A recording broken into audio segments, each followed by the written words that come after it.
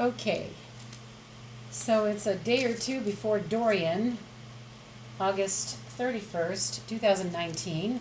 Everyone else is worried about the hurricane that's coming towards Florida and possibly going up further north.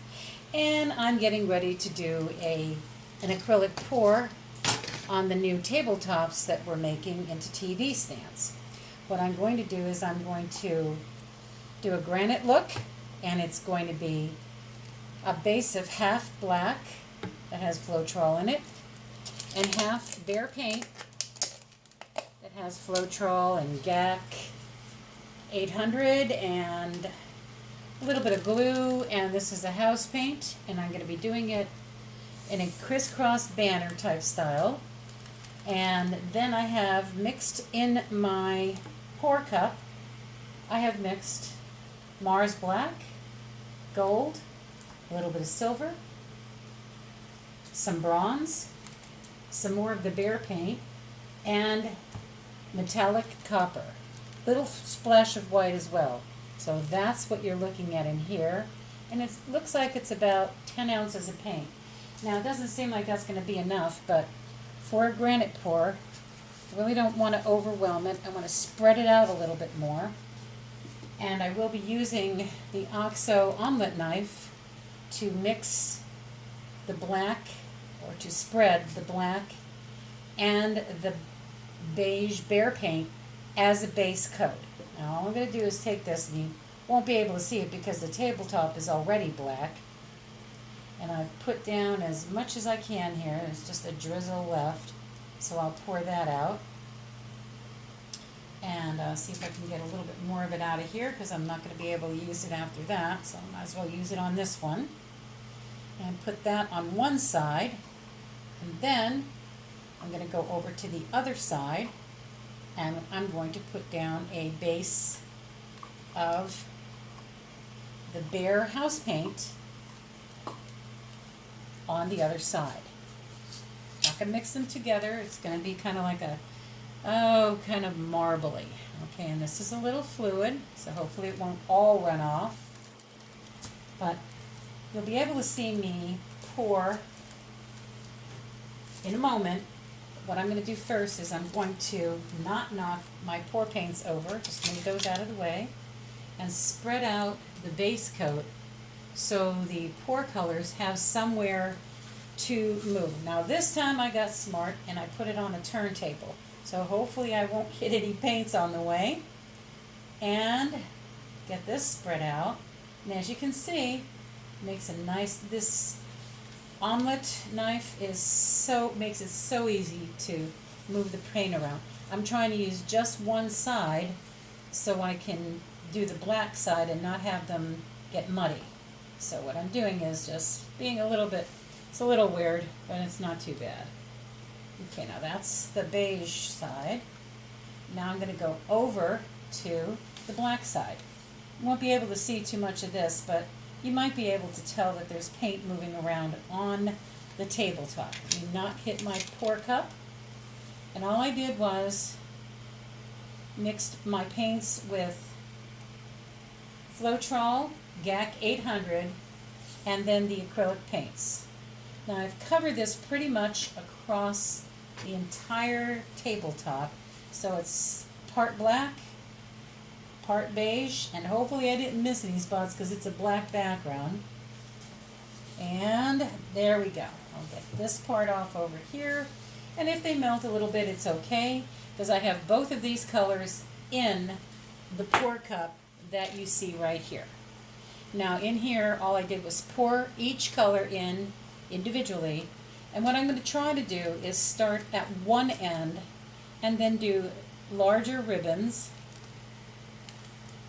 nice gentle ribbons this time, and then follow back around because the colors will get darker again, and then come back around to the black side, get the colors out. I see I got some cells forming, which is fantastic. And I've got some paint going off the edge already, and I didn't want that to happen, but it's okay. What I'm going to take and see if I can scoop out the last of the color so I have some of these brighter colors on the dark side. Go back in there again, and I'm kind of doing like you would do if you were making a cake. And see if I can get some of these colors there now. This looks good so far. I'm going to take that paint off there, take some of the black, and put it where it's a little light on the other side. Now I still have the other side, on the other side of the turntable here, I still have other colors. And what I'm going to do is I'm going to take and I'm going to make a smear with the black on the black side of this. And then I'm going to go on the light side, take some of these colors through, and down the center, just like granite would be, it would be a movement of rock color. And hopefully I'm not getting too much of this all over the place. And the little bubbles that are forming, or what looks like little bubbles, are cells. And then I'm going to go in and I'm going to take some black and I'm going to make a deliberate dark vein line through and try not to touch that too much so it gives it some definition. I'm trying to talk a little bit louder than I have in the past so you could hear me. I have a little fan running because it's warm in Florida and I don't want to do it when I'm warm. So let's see if I can move this just a little bit and not knock over a cup. It has some leftover paint in it. And see if I can get just a little bit more out of this black where it's way, way, way too light. Just way too light over here. Because I'm going to stretch it, but I don't want to stretch too far. Don't want to stretch too much, but I want that black color to show through, as if it was a vein of stone. And now, normally, the next thing you would do is use your torch before you start tilting. Now, there may be a couple different ways of doing that, but let's see if I can get some of the bubbles up before I move it around a little bit. And I'm not cooking the paint. I turned down my flame a little bit so I wouldn't get too much going on there.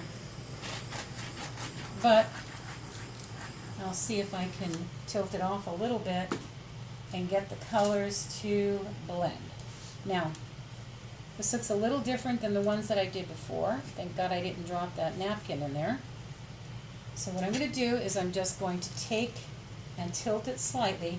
I have it on a turntable this time to try to save my back just a little bit.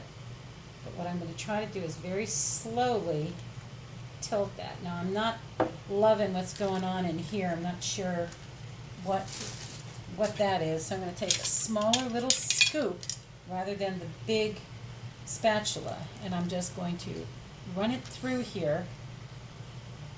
Pull that through so the colors, you can see here on the scoop, will go through. I can tell that I have no colors there, but I'm going to see if I can put a little bit more. Don't have any black there. I'm going to try to scoop out some black here and get it through this area. Come on out, you can do it. I'm going to drizzle a little bit here of the black to tone down that one spot. Now normally in an acrylic pour, this might be considered cheating, but I really don't care. This is where it's more important for it to look like the rock is continuing. And so far so good. So I'll take the little cup again and I'm going to turn this around so I don't have to break my back. And I'm going to pull it. Whatever colors come off here, I can actually scoop back up too. So this is doubly useful. It serves two purposes. Now this vein that didn't continue, I'm going to continue off. Now here where we have nothing going on in this corner, before I stretch it, I'm going to encourage the darker colors to come over, and then I'm going to scoop whatever colors I can from the side because it's already going off the side. You can't really tell because it's a black background, but it is coming off the side. And I like that. So again, we're going to take and we're going to go through and make it a wider band of black and hopefully not get rid of all of the solid color black. And if I do, it doesn't really matter because the colors are bold enough to stand on their own. With that being said, I'm going to see if I have some sequin black. What I'm going to do is put a deliberate stream again down the center and fill it in just a little bit more. And go down this way too. Got a little bit of a schmutz here that I don't want to come out on the painting. Give it a quick shake, and I usually keep a couple of marbles in my paint. And now I'm going to take a very light sweep through here so the black is dominant. It's one of my color choices that I prefer. May not be everybody's preference, but it certainly is mine. So since I'm doing this one pretty much for me, for us, now what I'm going to do is just tilt it a little more. Try not to get too much of it on the back side, so let me get a paper towel here real quick and wipe my gloves off. And then tilt it just towards me. That's still a little too light on this side for my taste. So I'm just going to put a band in there. And now I'm going to tilt it towards me so I can pull some of this color back towards, you won't see it on the camera maybe, but you should. You want to give it a little bit of a twist and then let it rest. Take it around the side, and what's happening here is I'm getting it towards the end of my work surface, and I didn't want it to go off on the table. So as much as this is going to look a little bizarre when you're watching it, it'll make sense. It would make sense if you were here. So I'm going to pull that black color, and again, this looks a little too muddy. So hopefully that will stay thick and black stripes. And now I'm going to pull it towards me again so we don't lose that vein look that I'm going for there. Get rid of a little bit of the beige. There's a little too much beige there. And that's looking pretty good. A little lighter than I expected, but that's okay. Not everything has to be completely dark. It's on a dark background, so it's a little bit easier to work with more color. This is not moving on this side though, and it's probably because of this right there. So that's what I'm going to do. I'm just going to help it just a little bit. And see this big vein of beige? I'm not going to fight it. I think I'm going to go with it. So what I'm going to do is I'm going to pull it back and let that, if I tilt it in the other direction, if I tilt it like in that direction, you'll see that the vein will open up again, that beige vein will open up again on my end.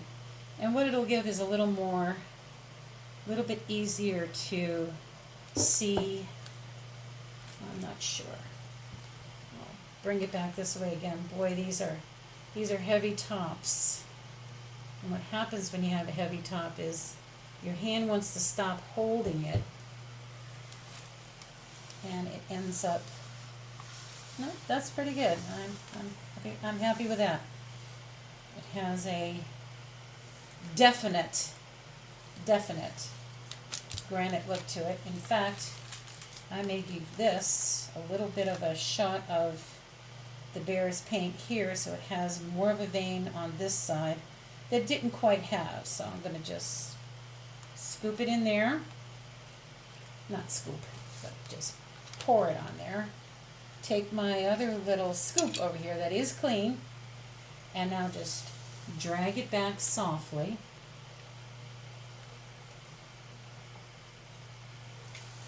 And voila. So this is one that's a little bit lighter in color. I'm not sure what the back's going to look like, but the sides are getting pretty well covered. And so is the tabletop. So I'm running it along with my fingers along the side so it has color. And Ken should be coming over here any minute now to tell me to stop stretching it. And that'll be good, because that's where all of us want to keep going with these pours, and then it ends up being overdone. So I'm going to give it a second. I'm going to torch it again. My torch looks like it has 50 colors on it, and hopefully it'll burst any other bubbles that are hanging out. Go from one side very lightly. Yeah, there we go. That's a little better. Probably has a lot more color than most people are used to, and hopefully this was recording. It is. For some reason everybody stays under 18 minutes, and so far I've been able to do that too. So hopefully, I'm going to take the spatula now. I'm just going to run along the bottom so the paint stops pulling. Because when paint is on the side, it ends up pulling more paint from the top. And I really don't want to do that. Now the color tones that I'm using, I've actually made, oh, there's a nice little pop of some copper in there. I should put a drop or two more of it. Just a little touch. Little tiny touch. And if it comes out nice, it'll be good. Sometimes you get blob. Oh, there you go. Just a little blob. No problem. Just a small blob. There we go. Because that looks like a copper vein in, and all I'm doing is enhancing now. I shouldn't really be doing too much of this, because this is where you start getting into trouble when you try to do something you didn't want to do. But it's that pop of color that will carry your eye around the whole thing. So, there you have it. It is a granite pour by Angela Calabrese. This is creatively done. Calling this one a wrap. And we're almost done taping. So Ken's gonna walk in and he knows I'm taping or recording or whatever I'm supposed to say, because I'm older than dirt. And hopefully, if I turn this off with my finger, I won't ruin my phone. So, good talking to you. This is Angela with Creatively Done.